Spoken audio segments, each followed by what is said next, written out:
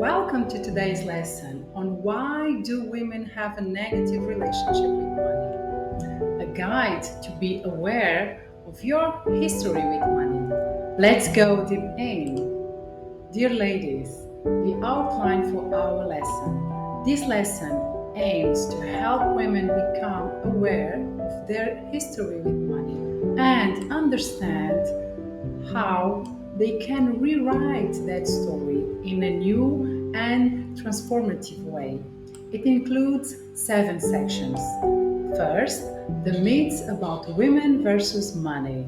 This section looks at the timeline of women with money, including women in the labor force, the history of gender norms and the data that debunks the myths, and how stereotypes impact women's behavior with money.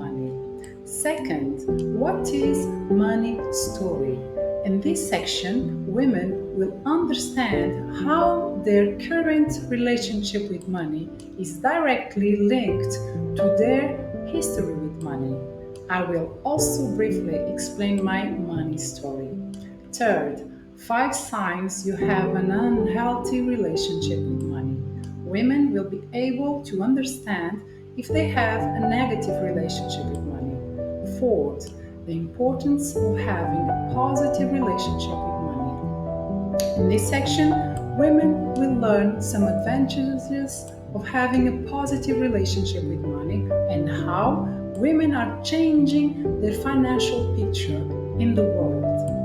Fifth, what is your relationship with money? In this section, women will have the opportunity to evaluate their relationship with money by doing a little exercise.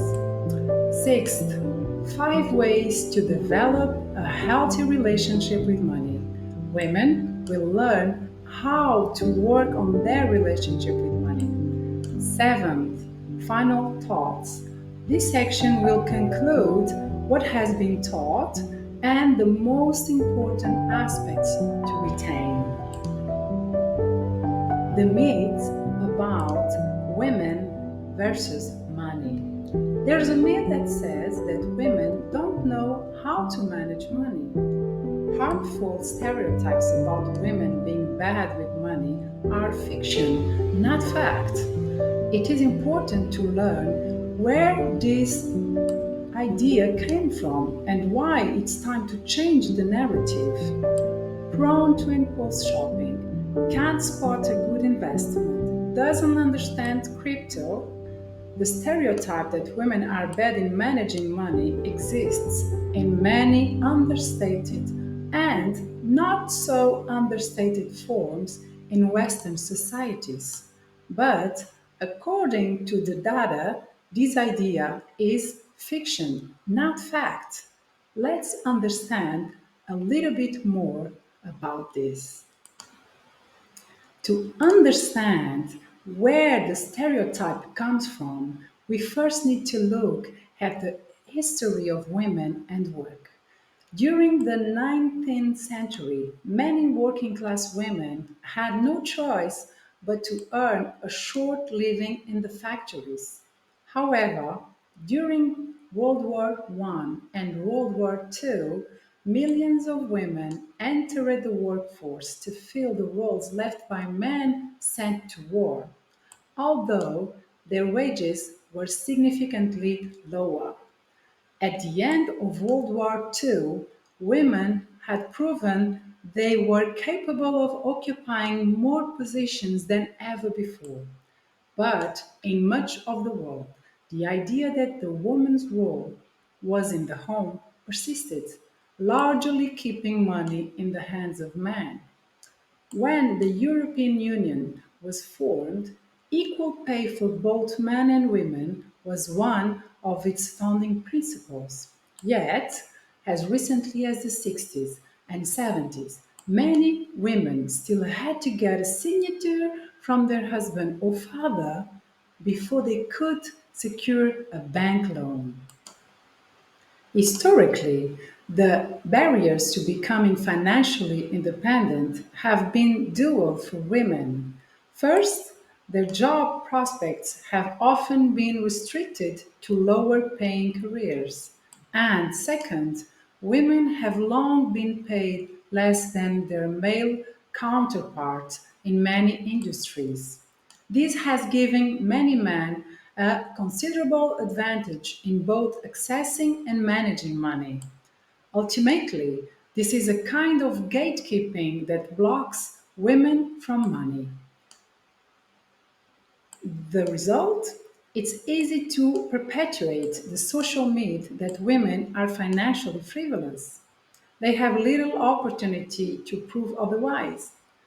In large part, this is why the stereotype that women are bad with money has persisted and why we can still see traces of it in Western media today. The data tells a different story. Women are more likely to have a clear picture of their finances and spend less on impulse purchases than men.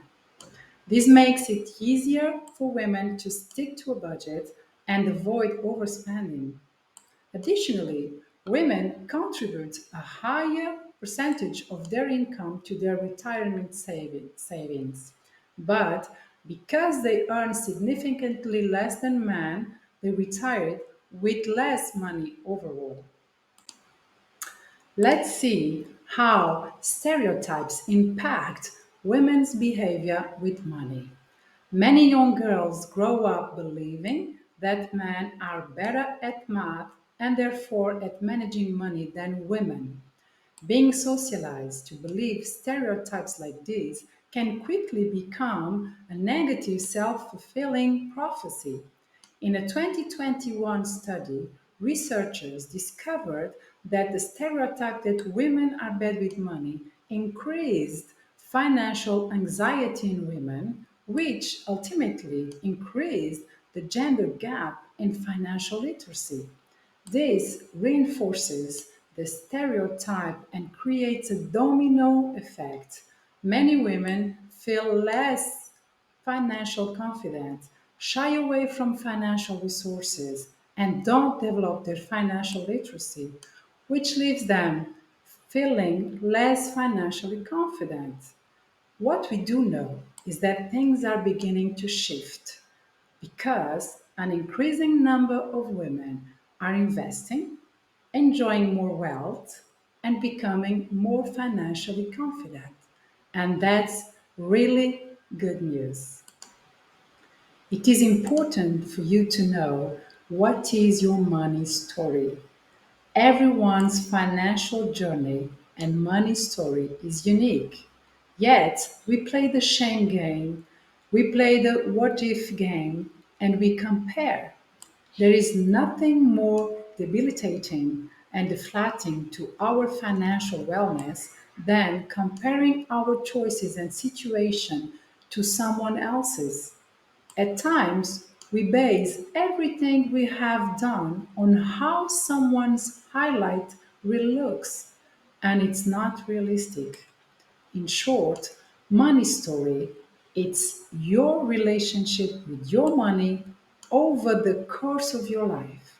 The good, the bad, and the ugly, the highs and the lows, the strengths and the weaknesses, the beliefs and behaviors we inherited from our parents and or those around us, and the positive or negative effect it has had on us and our financial situation.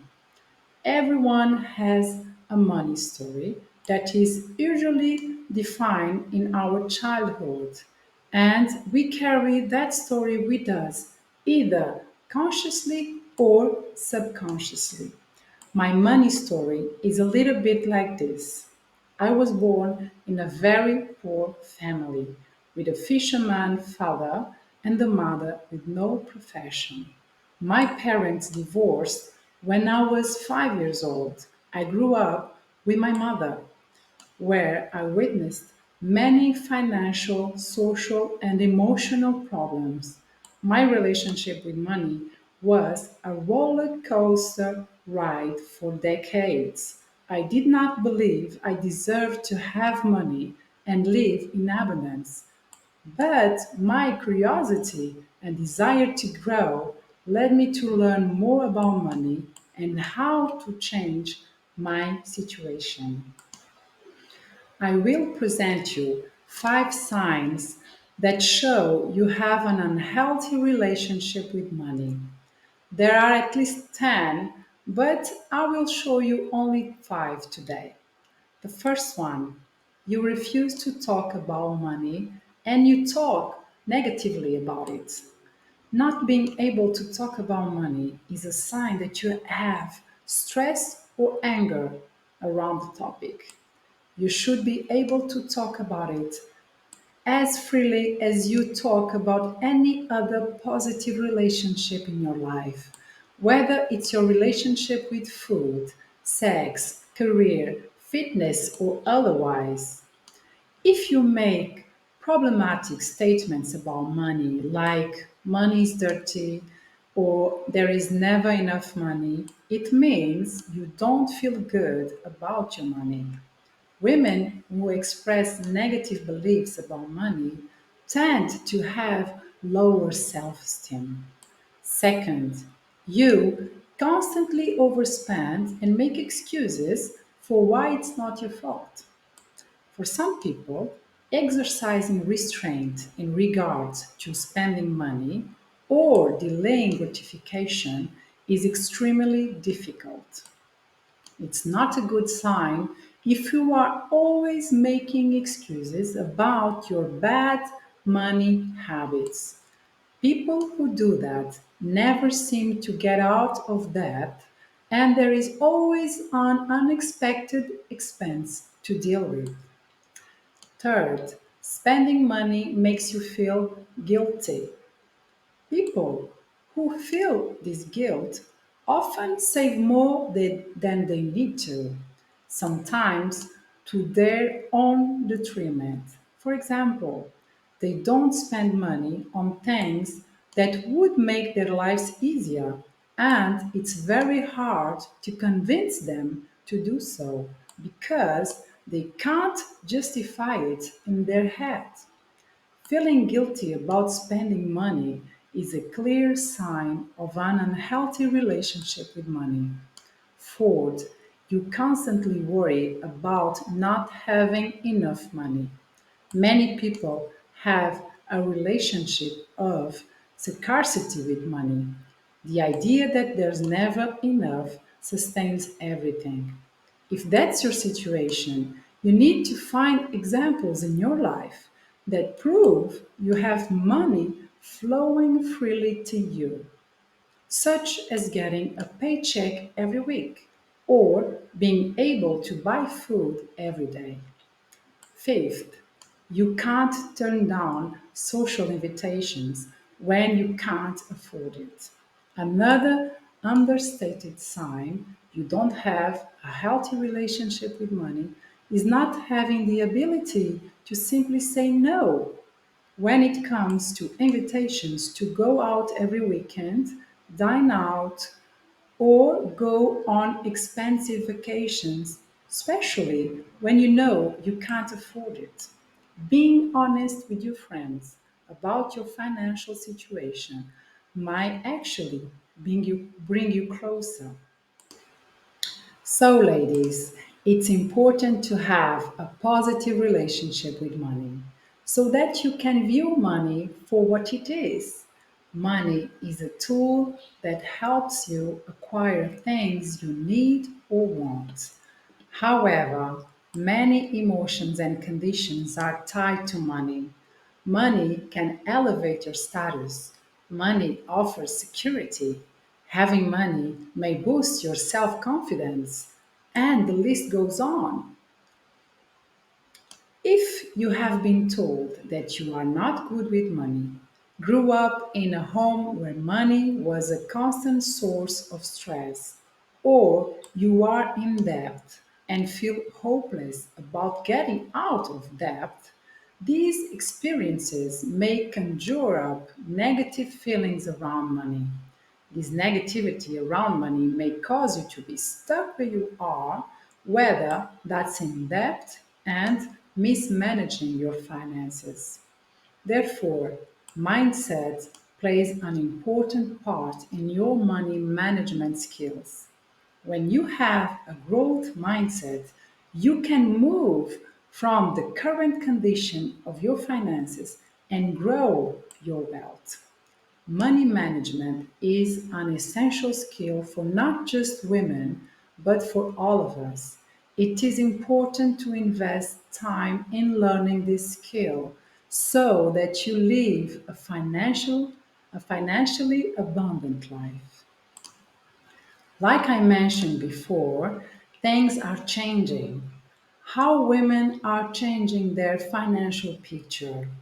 Although women still make considerably less than men overall, things have been changing in recent decades.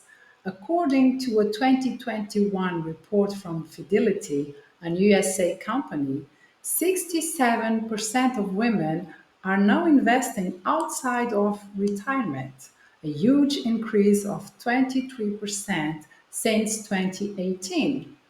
In addition, while only 9% of women think they make better investments than men, women's portfolios actually perform 0.4% better than men's on average. That might not sound like much, but when adjusted for the effects of compound interest, the difference can really add up. Though women tend to invest smarter than men, overall they invest less. But a study from BNY Mellon states that if women were to invest as much as men, assets under management would increase by a staggering 3.22 billion worldwide. Not only are women investing more, but they are also acquiring more wealth. This is largely due to a steady increase in the number of women entrepreneurs and women in higher management roles. A third of the world's total wealth is now owned by women, and women are adding $5 trillion to the global wealth pool annually, outpacing the growth of the wealth market overall. As the barriers to entry are eroded, many women are now able to navigate and manage their finances better than ever before. Still, it's important to note that African women face more ongoing barriers to financial independence than white women. Maybe you are asking yourself, oh, how can I know what is my relationship with money? And that's great because I have a little exercise for you about it. So, if you want to know what is your relationship with money, I propose that you answer this question. What are the first three words that come to your mind when you think about money? Write them down. These words will tell you how you feel about your money. So write them down. And the three words I think about with regards to money are gratitude, abundance, and opportunity. Gratitude because I feel so grateful that I can provide for my children and for myself. Abundance, because I am aware that there is more than enough for all of us on this planet. The universe provides everything. Opportunity, because having money provides opportunities and new possibilities for me.